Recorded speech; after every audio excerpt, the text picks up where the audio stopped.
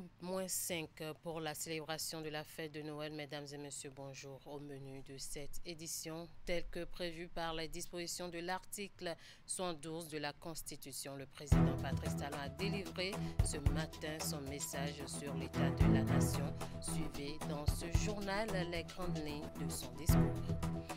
Dispositif sécuritaire des patients dans les hôpitaux et centres de santé au Bénin. Le bilan de la mise en œuvre au cœur d'un atelier organisé par l'autorité de régulation de la santé. Les détails à suivre. Et puis, une nouvelle série sur les écrans à partir du 23 décembre prochain. Apparence, saga béninoise a été présentée aux professionnels des médias par Canal+ et A+ Bénin. Le développement à suivre. À nouveau, bonjour. Conformément aux dispositions de l'article 112 de la Constitution du 11 décembre 1990, tel que modifié par la loi numéro 2019-40 du 7 novembre 2019, le chef de l'État Patrice Talon a prononcé ce vendredi 20 décembre 2024 devant les élus de la nation son discours sur l'état de la nation. Patrice Talon a partagé avec les députés à l'Assemblée nationale sa vision du Bénin. Le moment de son discours qui aura marqué les esprits est celui où il parle de sa conviction. Je vous invite à suivre les propos du chef de l'État. Le Bénin, notre pays, a trouvé son chemin. Et cela est irréversible. Peu importe l'opinion et le souhait des nostalgiques en quête d'un retour à notre passé honteux.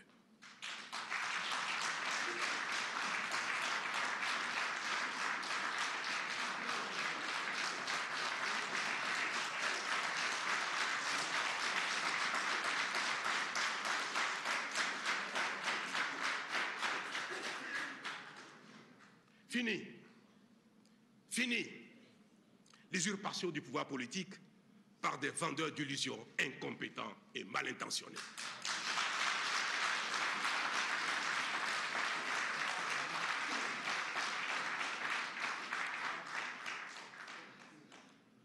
Aucune supplication, aucun râlement, aucune menace ne nous fera reculer.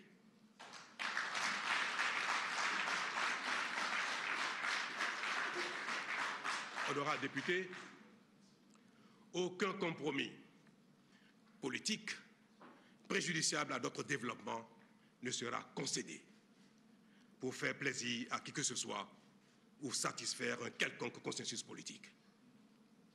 Le Bénin est au-dessus de tout. La démocratie et la compétition politique devront désormais être exclusivement et absolument au service du développement. Dans son discours, Patrice Talon n'a pas manqué de vanter les résultats obtenus de sa gouvernance dans tous les secteurs. L'action du gouvernement au plan sécuritaire et social est passée sous scanner. Voici ce qu'en dit le chef de l'État. Malgré nos efforts qui nous permettent de contenir le mal, voire de le faire reculer, nos forces de défense et de sécurité positionnées sur nos lignes de frontière nord continuent d'être éprouvées par des terroristes en totale liberté dans des pays voisins. Cependant, je peux vous affirmer que les investissements qui sont en cours, tant en matériel, en infrastructure qu'en ressources humaines, nous permettront, sous peu, de tenir les terroristes loin de notre territoire. Honorables députés, la cherté de la vie et le faible pouvoir d'achat du plus grand nombre d'entre nous demeurent aussi pour moi un point d'insatisfaction et de peine. Mais en vérité, un pouvoir d'achat suffisant pour chacun de nous tous n'est-il pas l'objectif final de notre action commune? Est-il réaliste que, venant de si loin, nous soyons déjà tous satisfaits de tout? Nous n'y sommes pas encore. Mais, ensemble, nous construisons jour après jour le pays afin qu'il offre à chacun, à terme, les meilleures opportunités d'épanouissement en fonction des efforts fournis. La qualité du réseau routier au Bénin a arraché des applaudissements et émerveillements. Patrice Talon a déclaré que s'il est vrai qu'on ne mange pas la route, il est aussi vrai que la route fait manger. Voici les propos du chef de l'État. Suivant le classement du Forum économique mondial, le Bénin est aujourd'hui 5e en Afrique pour la qualité de son réseau routier. S'il est vrai qu'on ne mange pas la route, il est pourtant vrai que la route fait manger. Plus que jamais.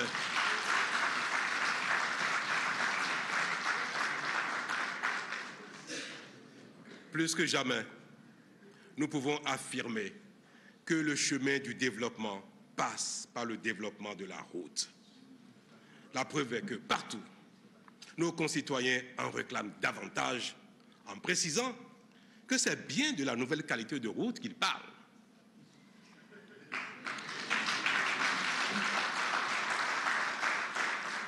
Honorables députés, cette qualité qui caractérise désormais notre action, comme l'illustre notre réseau routier, est devenue la marque de la gouvernance publique du Bénin et celle de sa signature. De sorte que la notation de notre pays ne cesse de s'améliorer. Je voudrais rappeler que le gouvernement a entrepris de mettre en place pour la rentrée scolaire 2026 6 lycées scientifiques et 2 écoles normales supérieures scientifiques de référence internationale. C'est dire, mesdames et messieurs, que l'année 2024 qui s'achève a consolidé nos acquis et poursuivi la dynamique au-delà de nos attentes. Loin de l'Assemblée nationale, un tour dans les marchés en cette veille de la Nativité. Cotonou se prépare à vivre ces fêtes qui s'annoncent à grands pas. Sur les stands, les jouets et articles divers ont déjà pris place. Malgré la morosité économique, on se plaint vendeurs et acheteurs. Ces stands sont très animés. Florence Bossa et Jocelyn Barriga nous font le point de leur descente sur le terrain. Les fêtes de fin d'année approchent à grands pas. Mais bien de parents et autres populations semblent prendre leur distance de tout ce qui concourt à rendre belles les dites fêtes. Merci. La morosité économique a visiblement rendu visite à certains qui peinent à consulter les rayons des stands de jouets et autres produits prisés en cette période. Bon, je suis venu visiter un peu les jouets, demander les prix.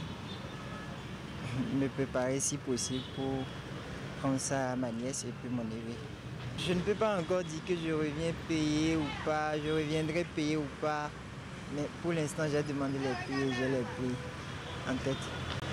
Au niveau des commerçants, la mévente est crainte. Elle se matérialise par le déficit de la clientèle. Le discours des bonnes dames des marchés de Cotonou n'est pas rassurant et 2024 semble s'achever sur de mauvaises notes pour leur commerce. Je veux les jouer depuis, c'est un mois qui m'a mis dedans. Elle est partie, elle m'a laissé dedans. Depuis là, moi je n'ai jamais vu une année comme ça. Passons devant nous. On me voit en miel. Aujourd'hui, ça reste 9 jours. On est à 8 jours de la fête, mais les gens ne sortent pas. À l'approche des fêtes, nous installons les stands des jouets. Mais cette année, nous n'avons jamais connu une mévente à nulle autre pareille. Nous ne vendons pas, alors que nous avons fait des prêts et cela nous fait peur.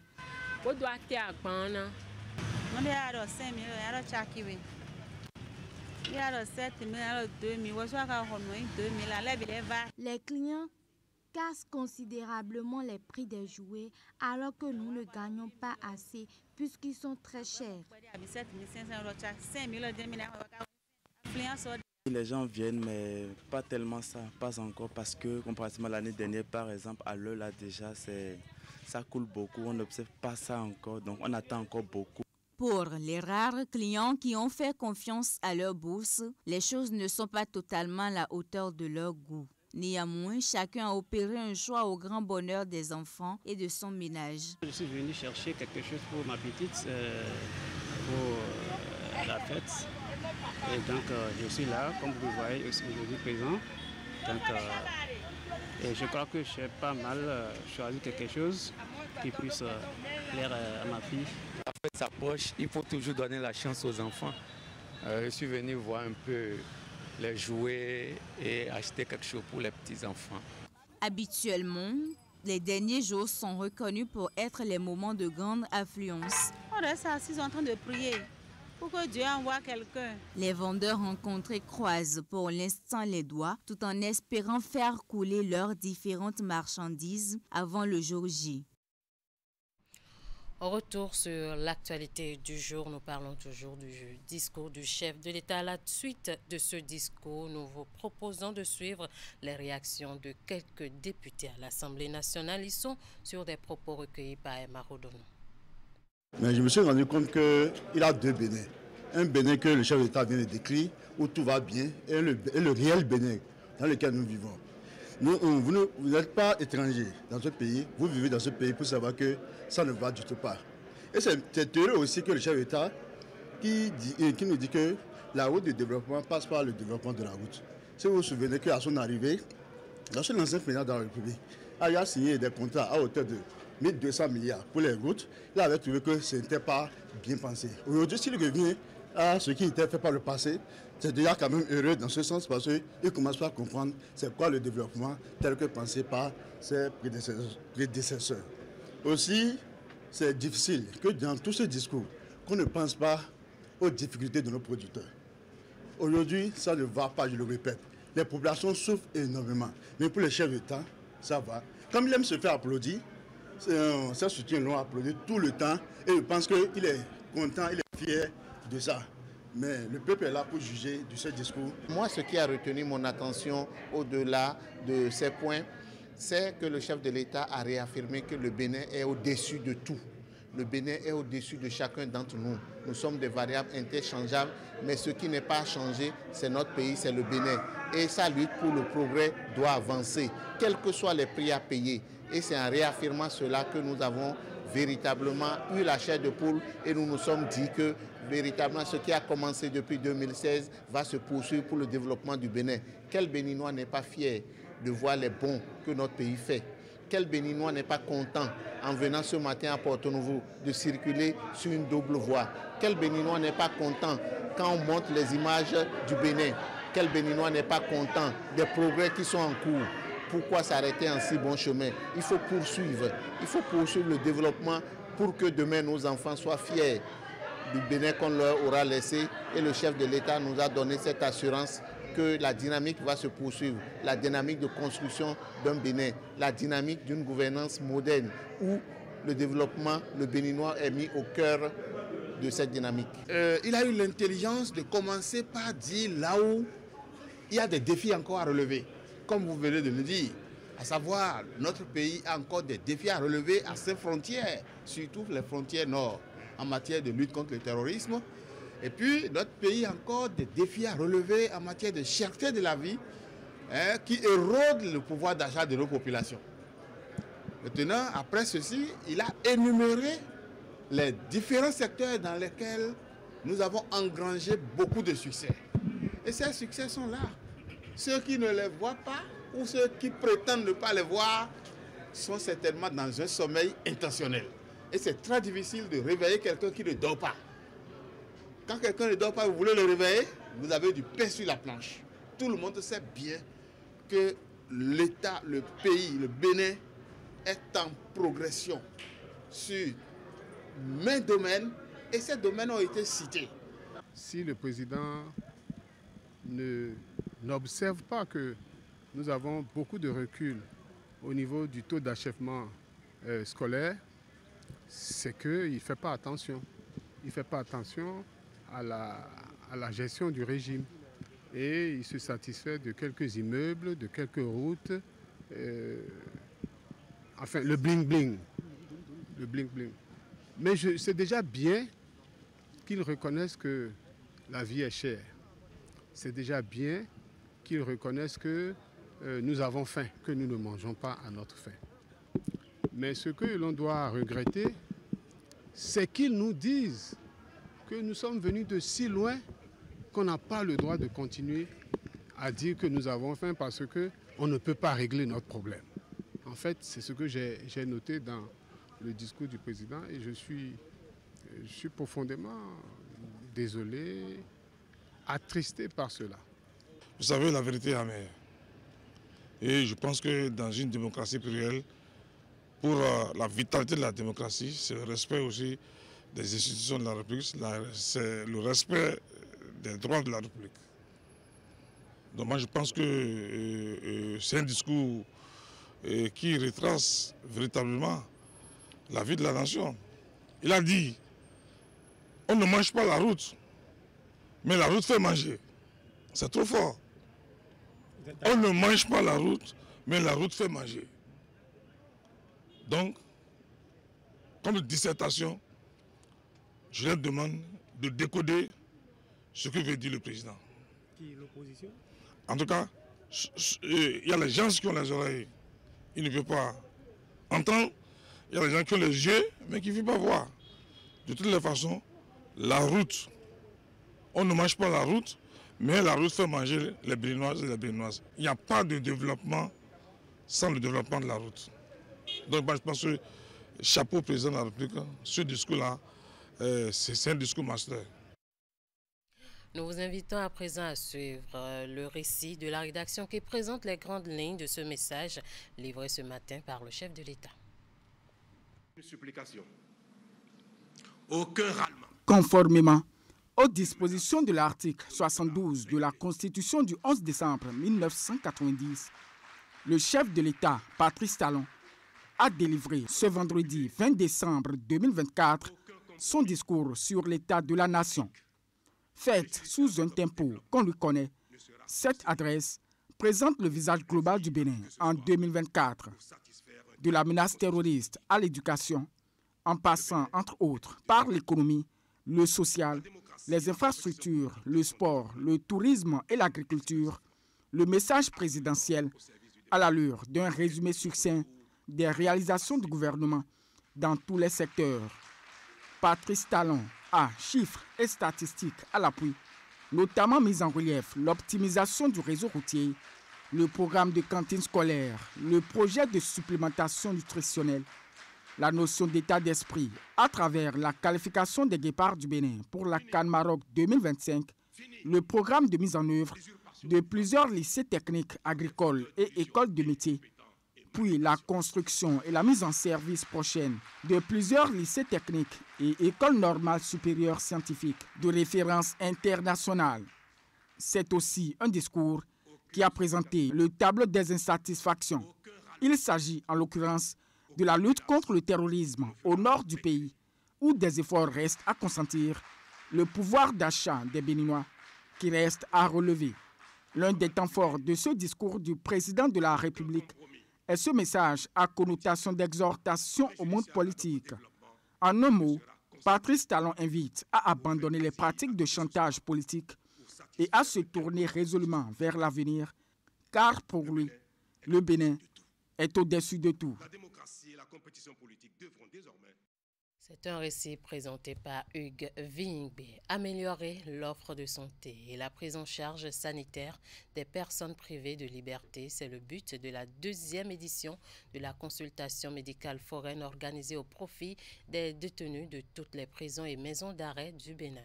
Elle est une initiative du ministère de la Justice à travers la Direction générale de l'Agence pénitentiaire du Bénin avec l'appui technique du ministère de la Santé. Voici le point. Loin d'être une activité routinière, la consultation médicale foraine est initiée au profit des détenus. Ceci dans le but d'évaluer l'état de santé général des personnes privées de liberté afin de leur administrer des soins appropriés. La situation des patients privés de liberté dont l'état de santé va nécessiter une consultation spécialisée sera appréciée au cas par cas. Certains bénéficieront en fonction du pronostic vital d'une prise en charge immédiate et d'autres seront identifiés pour les prochaines consultations foraines de spécialité. Communément, médecins, infirmiers et matériel adéquat sont mobilisés pour mener à bien cette deuxième édition de consultation médicale foraine. On a 16 médecins qui ont été mobilisés pour les consultations et 16 infirmiers qui ont aussi été mobilisés. Donc on a constitué 16 postes de consultation. On a eu du matériel qu'il fallait pour assurer correctement les consultations et tout s'est très bien passé au cours de la première journée. La première édition de cette consultation a permis d'enregistrer 10 087 personnes sur un effectif de 18 172 personnes. La consultation se poursuit jusqu'au 27 décembre prochain. Les personnes du troisième âge de Natitengu et de Tukuntuna ont eux aussi bénéficié de consultations médicales foraines. Elles s'inscrivent dans le cadre de la Journée internationale des personnes âgées édition 2024 et sont organisées par le ministère des Affaires sociales et de la microfinance. Au cours de ces opérations qui se sont déroulées à la semaine écoulée, pas moins de 200 personnes souffrant de pathologies diverses ont été prises en charge. Alassane Aruna. Des personnes essentiellement du troisième âge venues des localités de Tukuntuna et de Natitengu face au personnel soignant mobilisé pour la circonstance au centre hospitalier départemental de l'Atakora. Il s'agit des consultations médicales foraines initiées par le ministère des Affaires sociales et de la microfinance avec l'appui de l'OMS au profit de cette couche vulnérable. Inscrite dans le cadre de la célébration en différé de la Journée internationale des personnes âgées, édition 2024, les présentes consultations viennent à point nommé pour permettre une prise en charge sanitaire efficiente de ses bénéficiaires. Le ministère des Affaires sociales et de la microfinance a ce que nous appelons les cibles privilégiées. Et parmi ces cibles privilégiées-là, nous avons les personnes âgées. Et donc, ces personnes âgées, comme vous l'avez dit, depuis hier, bénéficient de l'appui du ministère des Affaires sociales et de la microfinance, un appui sanitaire qui permet de faire des consultations et de pouvoir payer un certain nombre de médicaments pour eux, pour les permettre d'améliorer leur bien-être social. Prévu pour durer 2 jours, les présentes opérations foraines permettront de prendre en charge au total 200 personnes préalablement identifiées grâce au guichet unique de protection sociale dans les 2 communes bénéficiaires. 3 spécialités sont prises en compte. Notamment, quand on dit personnes âgées, on voit par là l'HTA, c'est-à-dire l'hypertension artérielle, qui parfois s'accompagne de diabète de type 2, et également les pathologies oculaires. Sur la centaine de personnes que nous avions vues, exactement 76, et nous avions pu détecter 16 personnes qui souffraient d'hypertension artérielle non équilibrée. Nous avions également 12 patients qui souffraient de diabète mal équilibré. Pour les pathologies oculaires, nous sommes dans une marge d'une quinzaine de patients. À peine les premières personnes prises en charge par l'équipe médicale en place, qu'elles apprécient déjà l'initiative. Pour ma première fois, je vais venir, on va me consulter. Après les résultats, on me donne les produits gratuits. Pour ma première fois que je vois ça. Je remercie l'organisateur qui a organisé ça. C'est pour la 3e année consécutive que le ministère des Affaires sociales et de la microfinance organise de telles consultations au profit des personnes âgées. Après donc Calavi en 2022, Touribosito en 2023, Natitengu est l'hôte de cette 3e édition. Toujours parlant de santé, le dispositif de sécurité des patients dans les établissements de santé au Bénin a été lancé en mars 2024 par l'autorité de régulation du secteur de la santé ARS. Au cours d'une session qui s'est ouverte ce jeudi 19 décembre à Cotonou, les acteurs de la santé veulent faire le point d'étape du déploiement de ce dispositif dans les différents départements du pays. Les travaux qui durent 2 jours devront aboutir à la prise de résolution dont la mise en œuvre permettra l'accélération du déploiement de ce dispositif dans les établissements de santé aussi bien publics que privés du pays. Voici le compte rendu de l'ouverture des travaux avec Ouliat Sanoussi et Rachidi Soubero. L'autorité de régulation du secteur de la santé, ARS, fait le point d'étape du déploiement du dispositif pour la sécurité des patients dans les établissements de santé au Bénin, lancé en mars dernier. Dans sa mise en œuvre, des actions ont été entreprises par l'ARS. L'une d'elles a été une mission nationale itinérante d'appropriation de ce dispositif, initiée et conduite du 30 septembre au 9 novembre 2024.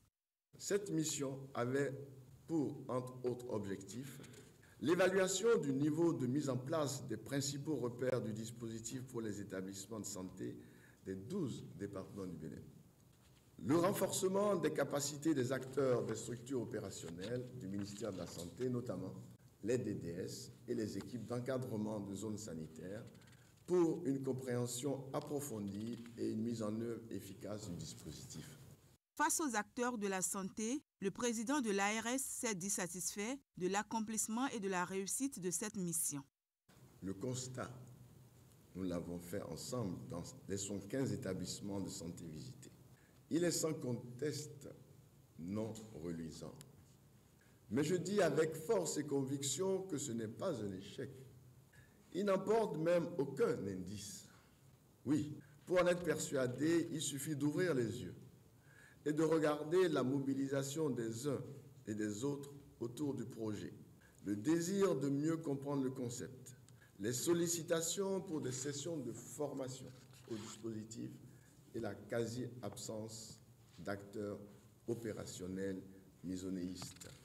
Le Bénin a opté pour la mise en place d'un dispositif pour la sécurité des patients qui se veut un cadre institutionnel permettant l'application d'un ensemble de normes relatives au domaine de la sécurité des patients dans les établissements de santé.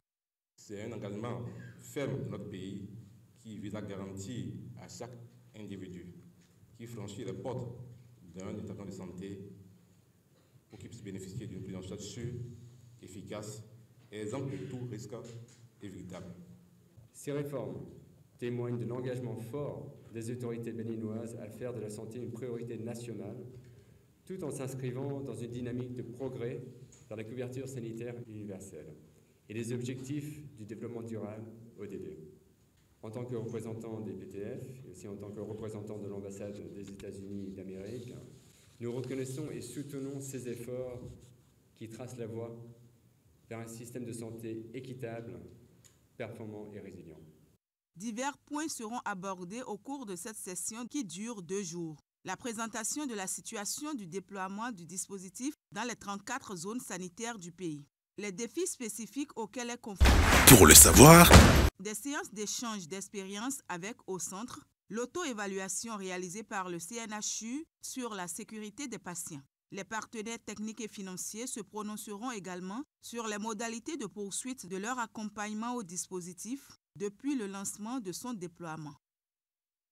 Je l'ai annoncé à l'entame de cette édition, la première saga familiale béninoise vous donne rendez-vous dès lundi prochain sur vos écrans. Apparence a été présenté aux hommes des médias par Canal+ et A+ Bénin, coproducteurs de la série. C'était à l'occasion d'une conférence de presse tenue mercredi 18 décembre dernier. Ingrid Day et Eder Ankpevi pour les détails.